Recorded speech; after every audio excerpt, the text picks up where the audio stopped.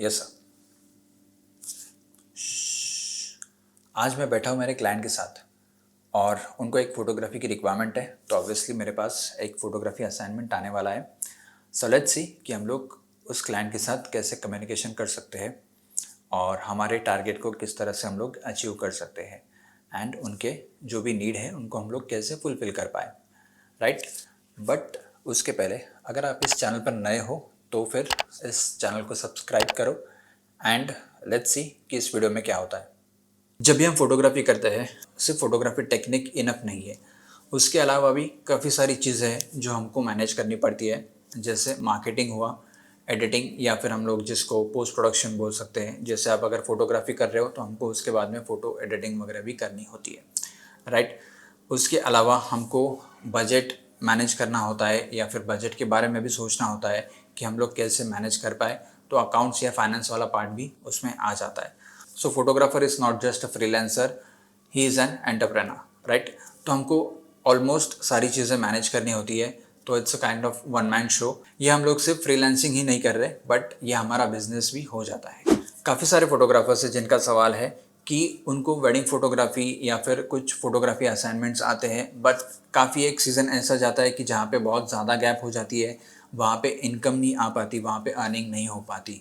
इसका रीज़न क्या है? या फिर अगर कोई भी हम लोग वेडिंग फ़ोटोग्राफ़ी सीज़नल हो गया, राइट, बट उसके अलावा भी हमारे पास काम आना चाहिए। सेकंड थिंग कि काफ़ी फ़ोटोग्राफ़र्स ऐसे भी हैं जहाँ पे उनको वेडिंग फ़ोटोग्राफ़ी वो लोग कर तो रहे हैं, बट उनको वेडिंग फ़ोटोग्राफ़ी का काम नहीं आ रहा। तो उसके लिए हम क्या कर सकते हैं? कोई भी फ़ोटोग्राफ़ी अगर इंक्वायरी भी आती है बट वो कन्वर्ट नहीं हो पाते, उसका रीज़न, सबसे पहला रीज़न तो हो सकता है कि बजट। बट उसके अलावा भी एक सबसे इम्पॉर्टेंट पार्ट है, वो है कम्युनिकेशन।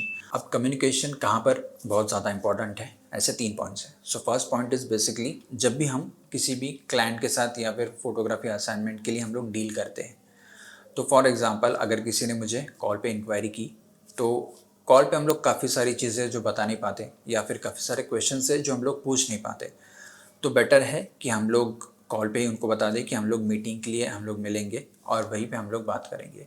क्योंकि जितना हम लोग फेस टू फेस बात करें, उतना हम लोग क्लियर बात कर सकते हैं, उतना हम लोग एक काइंड ऑफ ट्रस्ट बिल्ड कर सकते हैं with our client. Second point is at the time of shoot. क्योंकि हम लोग जब भी शूट करते हैं तो सबसे इम्पॉर्टेंट है कि हमको क्लाइंट की फैमिली के साथ कम्युनिकेट करना होता है। वो बहुत ज़्यादा इम्पॉर्टेंट है क्योंकि जो भी हम लोग फॉर एग्ज़ाम्पल पोजिंग दे रहे हैं या फिर हम लोग क्लाइंट के कज़िन के साथ बात कर रहे हैं, तो वहाँ पे हमको क्लाइंट को कंफर्टेबल करना बहुत ज़्यादा इम्पॉर्टेंट है। और यही चीज़ सिर्फ क्लाइंट नहीं, काफ़ी सारे लोग वहाँ पे देखते हैं और उसी से हो सकता है कि हम लोग को फीडबैक या फिर वहाँ से भी इंक्वायरी या फिर काइंड ऑफ लीड हमको मिल सकता है। क्योंकि बेसिकली क्लाइंट या फिर उनके गेस्ट हमारा बिहेवियर देखेंगे, हमारा प्रेजेंटेशन देखेंगे उस इवेंट में, सो वो बहुत ज़्यादा इम्पॉर्टेंट है। And third is basically we have to communicate at the end with client and with editor both. इसमें एडिटर के साथ कम्युनिकेट करना इसलिए इम्पॉर्टेंट है क्योंकि हमको एडिटर को प्रॉपर टाइम देना चाहिए एडिटिंग के लिए, फ़ोटोज़ एडिटिंग जितने भी हो, क्योंकि हम लोग काफ़ी सारे फ़ोटोज़ निकालते हैं, तो वो सारी चीज़ें एडिट होने में ऑलमोस्ट 1 वीक 2 वीक्स इतना टाइम जाता है। तो इतने टाइम हमको क्लाइंट को भी कम्युनिकेशन में रखना है, उनको भी बताना है कि हमको इतना टाइम लगने वाला है। ऐसा नहीं है कि एक बार इवेंट ख़त्म हो गया तो उसके बाद उनके साथ कम्युनिकेशन नहीं करना है। उनको सबसे इम्पॉर्टेंट पार्ट है कि आपका जो भी पेमेंट रिमेनिंग होगा वो उसके लिए आपको बताना है। एंड सेकंड थिंग, आप कब डिलीवर कर पाओगे वो चीज़, वो आपको वहाँ पे बतानी है। तो इन तीनों चीज़ों में हमको कम्युनिकेशन बहुत ज़्यादा इम्पॉर्टेंट है। बट कम्युनिकेशन के बाद सबसे इम्पॉर्टेंट पार्ट आता है और वो है अबाउट बजट। मैंने ऐसे काफ़ी सारे क्लाइंट्स के साथ काम किया है या फिर मैंने ऐसे काफ़ी सारे क्लाइंट्स के साथ डील किया हुआ है जहाँ पर उनके डिफरेंट बजट होते हैं और हमको ऑब्वियसली हमारा ये ब्रेड एंड बटर है। हमको फ़ोटोग्राफी असाइनमेंट मिलना भी ज़रूरी है, बट हमको ये भी देखना है कि वो बजट हमारे लिए कितना अफोर्डेबल है या फिर हम उसको कितना अफोर्डेबल बना सकते हैं। उसके लिए मैं आज कुछ मेथड बताने वाला हूँ जो आप इम्प्लीमेंट कर सकते हैं and you can try that and you can get your assignment done. मतलब वो आपको असाइनमेंट मिल सकता है। So let's see. आपको हमेशा क्लाइंट मिलेंगे जिसके डिफरेंट रेंज ऑफ बजट्स होंगे। For example small range, medium range या फिर हाई रेंज। अगर ये चीज़ आपको पता चल गई तो आपको फोटोग्राफी असाइनमेंट आसानी से मिल सकते हैं, right.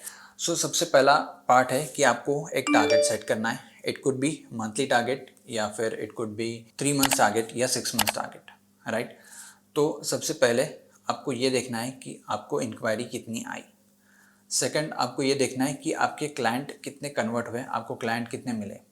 And third thing is कि आपकी अर्निंग कितनी हुई। तो जैसे मैंने कहा कि अगर हम लोग 1 मंथ का देखें तो आपको 1 मंथ में अर्निंग कितनी हुई है। तो हम लोग यहाँ पे एक एग्जांपल लेंगे। Simply suppose it's month of Jain, तो यहाँ पे आपको एक टारगेट रखना है अबाउट इनकम एंड एक टारगेट अबाउट इवेंट्स कि आपको फोटोग्राफी असाइनमेंट्स कितने करने हैं, राइट। सो फॉर एग्जांपल अगर कोई भी इंक्वायरी आती है आपको या फिर कोई भी असाइनमेंट आपको आता है, तो आपको क्लाइंट को सारी डिटेल्स बतानी है, आप कैसे काम करते हो, आपका वर्क प्रोसेस, आपके जो भी काम आपको दिखाना है। So that is done. उसकी रिक्वायरमेंट हमको लेनी है कि उनकी रिक्वायरमेंट क्या है basically, photography, videos and all. तो उसके बाद आपको एक बजट देना है। तो वो बजट दे के आपको फिर उनको कन्विंस करना है about your work, about your budget, कि आपका बजट बेस्ट है या फिर आपका जो भी काम है वो ऑब्वियसली आप प्रॉपर डिलीवर करेंगे, टाइम में डिलीवर करेंगे। ये सारी चीज़ें आपको उनको कन्विंस करनी है and then you have to take that assignment in any case. So आपको वो बजट भी ऐसा रखना है कि वो दोनों के लिए अफोर्डेबल हो, for client and photographer both. So now ऐसे ही आपको 2 या 3 क्लाइंट के साथ करना है कि जहाँ पर अफोर्डेबल होगा बजट दोनों के लिए, photographer and client for both, right. उसके बाद जो नेक्स्ट असाइनमेंट आपको आएगा उसमें आपको जो भी आपका बजट है वो वैसे ही रखना है। बट इन दैट केस अगर बजट क्लाइंट का कम हो तो वहाँ पर हम लोग स्लाइटली नेगोशिएट कर सकते हैं, because you have decided your target. तो जब आपका 2 या 3 इवेंट्स या फिर असाइनमेंट फाइनल हो जाते हैं उसके बाद आप थोड़ा नेगोशिएट कर सकते हैं, राइट। तो यहाँ पर हो सकता है आपको थोड़ा कम में वो असाइनमेंट लेना पड़े, जो भी आपका एक बजट होगा for any event. So for example अगर मैं किसी भी एक इवेंट का चार्जेस 20,000 दे रहा हूँ, तो हो सकता है आपको थोड़ा नेगोशिएट करके उसको 18 या मे बी 16,000 तक आप उसको ले सकते हो। सो आपके पास ये असाइनमेंट आ गया। ऐसे ही और 2 या 3 असाइनमेंट आपको ज़रूरत पड़ी तो नेगोशिएट करके आप ले सकते हो। तो अभी यहाँ तक आपके पास 6 असाइनमेंट आ गए हैं, राइट। सो इसमें आपका टारगेट भी पूरा हुआ है, about income, about events both. So हमको अभी ये क्या करना है, अगर इसके बाद भी आपके पास अगर कोई असाइनमेंट या फिर इंक्वायरी आ रही है तो आप आपका बजट वहाँ पे रख सकते हो। जो भी डिटेल्स आपको लेना है आप क्लाइंट से ले सकते हो। उसके बाद आप अपने आपका बजट रखा। बट यहाँ पे अगर क्लाइंट का बजट नहीं है तो you have to straight away say no. सबसे पहले तो हमको ना कहना है कि अगर वो नेगोशिएट कर रहा है या कुछ कर रहा है तो so you have to keep your budget.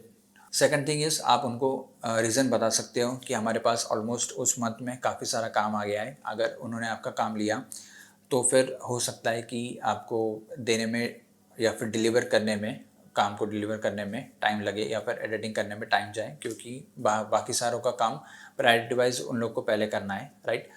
तो ये काइंड ऑफ रीजंस आप उनको बता सकते हो। सो नेक्स्ट टाइम अगर वो क्लाइंट आपके पास आ रहा है तो वो आप उसके इवेंट के प्रायर आपके पास आएगा।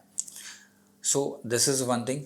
सेकेंड थिंग इज़ उसके बाद भी आपको ये नहीं छोड़ना, वहाँ पे हम लोग एक छोटा सा 10 to 20% डिस्काउंट दे सकते हैं, ये बता के कि हमको जो भी हमारे पास काम है वो ऑलमोस्ट आ गए थे। तो या फिर डायरेक्टली आप डिस्काउंट दे सकते हो 10 to 20% का, एंड वो काम आपको लेना है। तो यहाँ पर आपने पहले ही 6 इवेंट्स आपने ले लिए थे। उसके बाद अगर ऐसे भी 2 या 3 इवेंट्स आपके पास आ रहे हैं जिसको आप डिस्काउंट दे के ले सकते हो, तो फिर आपके पास ऑलमोस्ट 6 to 9 इवेंट्स ऑलमोस्ट है। सो इस तरह से आप मैनेज कर सकते हो आपके काम को। अगर जहाँ पर ज़रूरत पड़े हमको वहाँ पे नेगोशिएट करना है, उसके बाद जहाँ पर ज़रूरत ना पड़े हमको वहाँ पे नेगोशिएट नहीं करना है। First priority is completing your target. सबसे पहले प्रायोरिटी यही होगी कि आपको टारगेट पूरा करना है, आपका इनकम का एंड इवेंट्स का बोथ। सो इस तरह से आप आपका टारगेट अचीव कर सकते हो और आपको रेगुलरली इनकम आती रहेगी। तो इस वीडियो में हमने देखा कि हम लोग कम्युनिकेशन कैसे रख सकते हैं क्लाइंट के साथ।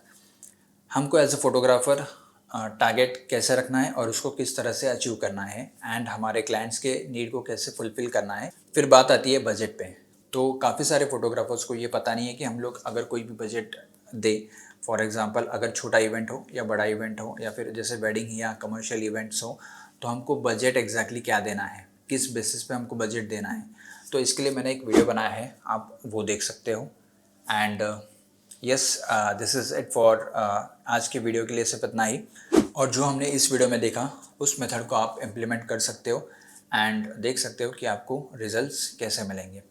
सो thank you so much for watching this video and do subscribe to our channel.